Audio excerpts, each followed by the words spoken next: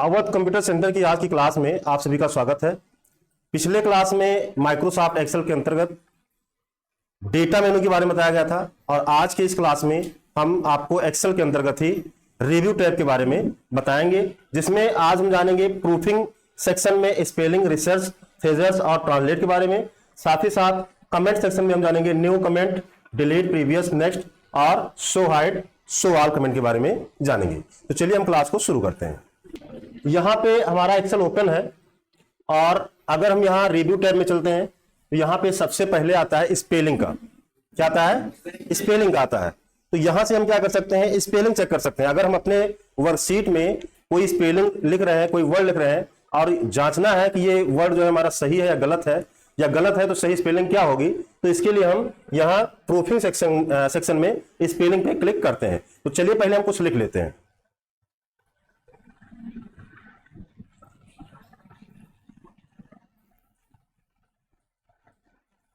हम इस सेल को थोड़ा सा बड़ा कर लेते हैं या हम सेल को मर्ज कर लेते हैं। शुरुआत में हमने आपको बताया था कि होम टैब पे जाके आप इस सेल को क्या कर सकते हैं? मर्ज कर सकते हैं। हम जानबूझकर यहां पे कंप्यूटर लिख रहे हैं।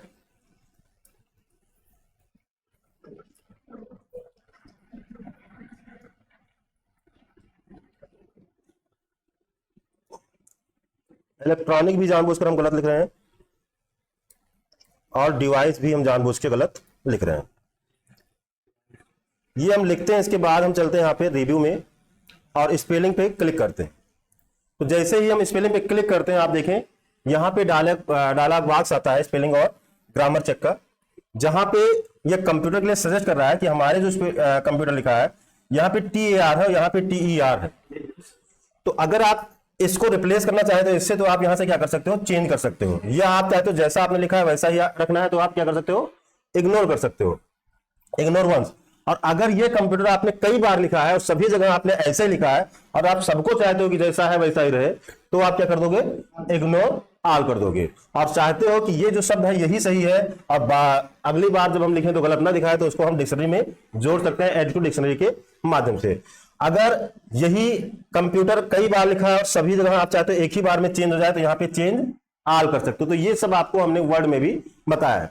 तो यहाँ पे हम चेंज पे क्लिक करते हैं और उसके बाद फिर आगे बढ़ता है तो वहां देखता है कि यहाँ पे इलेक्ट्रॉनिक स्पेलिंग भी हमने गलत किया है। तो यहाँ पे ELEC होना चाहिए था, जबकि हमने ELC की ओर लिखा है और इसलिए यहाँ पे गलत दिखा रहा है, और यहाँ सही स्पेलिंग है तो हम चाहे तो इसको चेंज कर सकते हैं। फिर आगे जब बढ़ता है तो यहाँ पे डिवाइस की स्पेलिंग हमने जानबूझकर गलत किया ही था, DE होना चाहिए था, तो यहाँ पे DI हमने किया है। तो यहाँ पे ये सजेस्ट कर रहा है कि आप डिवाइस लिखना चाह रहे थे या डिवाइड लिखना चाह रहे थे, डिवाइन लिखना चाह रहे थे, क्या लिखना चाह रहे थे। तो जिससे आपको रिप्लेस करना हो उसको सिलेक्ट करिए और यहाँ पे चेंज कर दीजिए, और अब आपकी जो स्पेलिंग चेक है वो कंप्लीट हो जाती है।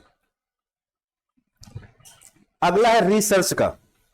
तो अगर आप किसी वर्ड के बारे में थोड़ा सा और ज्यादा रिसर्च करना चाहते हैं और ज्यादा जानकारी प्राप्त करना चाहते हैं, तो आप क्या कर सकते हैं? वहां पे उसके बारे में आप रिसर्च कर सकते हैं।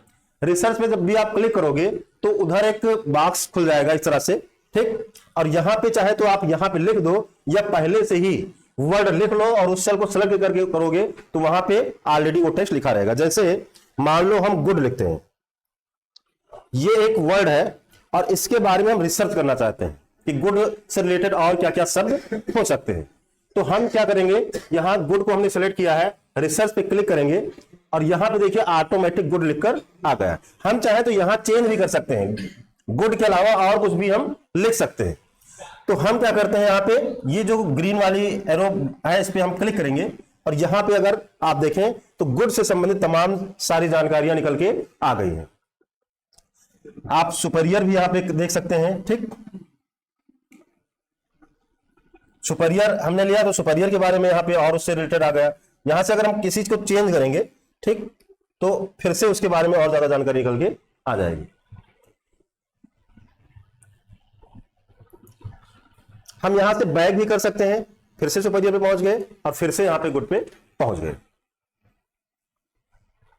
हम यहां पे डबल क्लिक कर देते हैं तो जो है यहां पे मोर ऑप्शन आ जाता है और फिर से बैक करना चाहे तो यहां पे बैक कर सकते हैं। तो इस तरह से आप देखें तो यहां पे रिसर्च के द्वारा हमको कई सारी जानकारी मिलती है। इसी तरह थेजर्स पे क्लिक करेंगे तो थेजर्स उसमें भी आता है, लेकिन यहाँ पे फिर से देखें तो यहाँ पे थेजर्स में भी वही चीज आपको दिख रहा है। हम अगर रिसर्च पे क्लिक करते हैं तो भी वही चीज दिखेगा, ठीक, थेजर्स ही ओपन होके आया है, ठीक। और अगर हम यहाँ पे थेजर्स पे क्लिक करेंगे तो भी यहाँ पे वही चीज आपको दिखता है। अगर मान लीजिए इसमें से कोई चीज आपको इंसर्ट करना है उसकी जगह पे, तो यहां से आप इंसर्ट कर सकते हैं। ये जो बटन है इस पे आप क्लिक करेंगे तो वो जो है इंसर्ट का ऑप्शन है, वहां से आप इंसर्ट कर सकते हो। जैसे ये शब्द है और इसी को इंसर्ट करना है तो यहां पे जाएंगे, इंसर्ट पे क्लिक करेंगे तो अब यहां पे गुड की जगह पे सुपीरियर लिखकर आ गया। साथ समझ में आ गया होगा। इसके बाद यहां पे ट्रांसलेट का है, तो यहां पे ये वर्ड हमारा है, ट्रांसलेट पे क्लिक करते हैं और यहां पे सर्च हो रहा है, computer is an electronic device यहां पे आ गया है। और अब आप यहां पे किस लैंग्वेज में ट्रांसलेट करना चाहते हैं वो यहां पे आप ले सकते हैं। यहां पे हम ले लेते हैं हिंदी, क्या ले लेते हैं, हिंदी। तो यहां पे इंग्लिश में हमारा है और हिंदी हमने लिया, यहां पे लिखकर आ गया कंप्यूटर एक इलेक्ट्रॉनिक उपकरण। आप कुछ भी लिखे होंगे सारा जो है ट्रांसलेट हो जाएगा। अब उसको आपको अगर कहीं पे इंसर्ट करना है तो वहां पे क्लिक कर लो और यहां पे इंसर्ट पे क्लिक कर दो, वो जो लाइन है हिंदी वाला वो इंसर्ट हो जाएगा। समझ में आ गया। अब इसके बाद जो है कमेंट का है, ठीक। तो हम इस पे क्लिक करते हैं, जैसे मान लो इस सेल में हम कोई कमेंट देना चाहते हैं तो हम कमेंट दे सकते हैं। जैसे मान लो इस सेल में कमेंट देना है तो इस सेल को लिया हमने, न्यू कमेंट पे क्लिक किया और इस कमेंट में आपको क्या देना है वो आप यहां पे दे सकते हैं। ये कमेंट हमने दे दिया, ये कमेंट हमने दिया है। अच्छा, ये बॉक्स जो है आप चाहे तो इधर उधर भी कर सकते हो। यहां पे ये जो है एरो से दिखा रहा है कि इसमें जो है ये कमेंट लगाया गया है। यहां पे भी हम कमेंट देना चाहे तो न्यू कमेंट पे क्लिक करेंगे और यहां भी हम कोई कमेंट देना चाहे तो दे सकते हैं।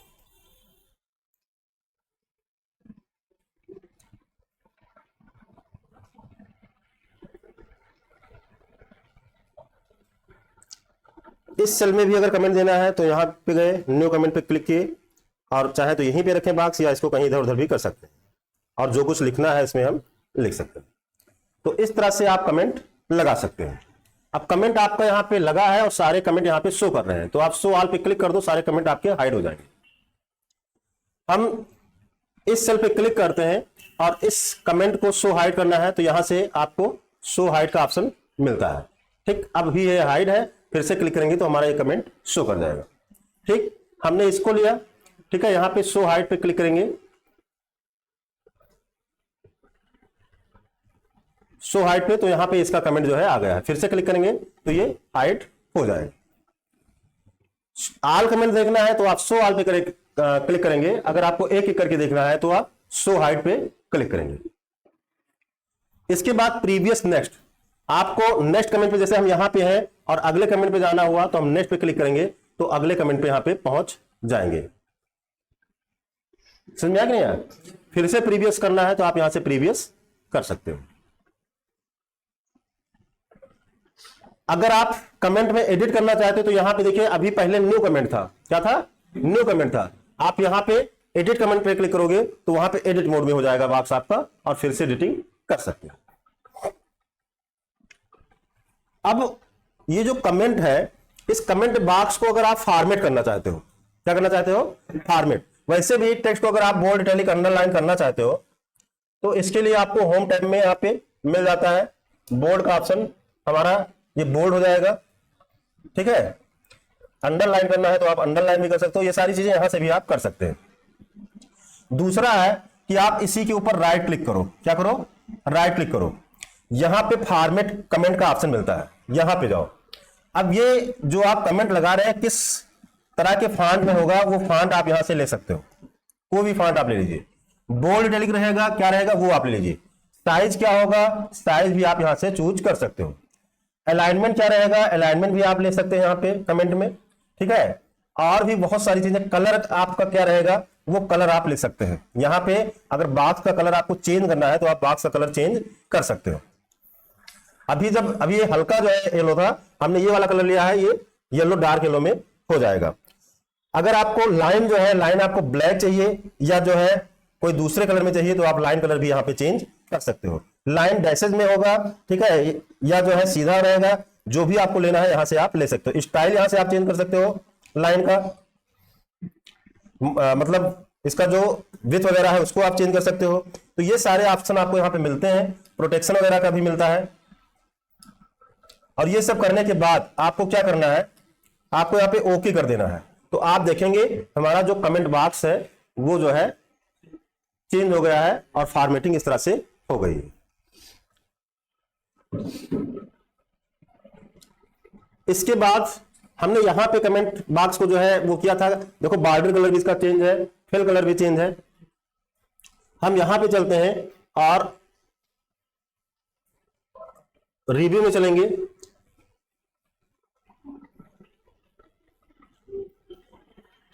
यहां पे चलेंगे और फॉर्मेट कमेंट पे चलेंगे।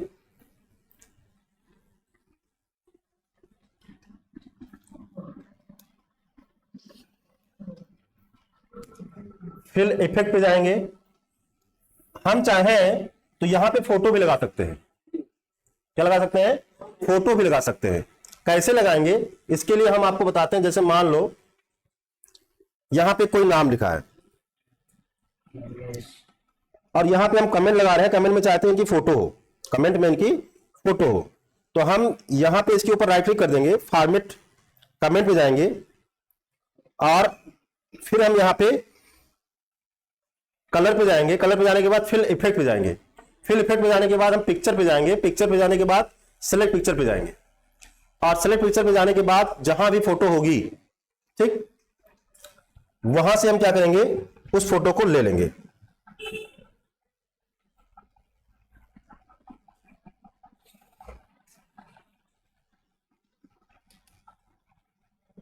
मान लो कोई फोटो हम लेना चाहें,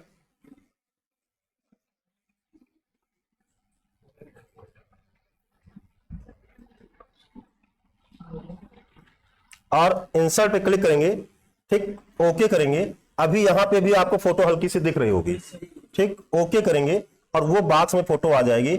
आप बॉक्स को बाद में छोटा बड़ा अपने हिसाब से सेट कर सकते हो।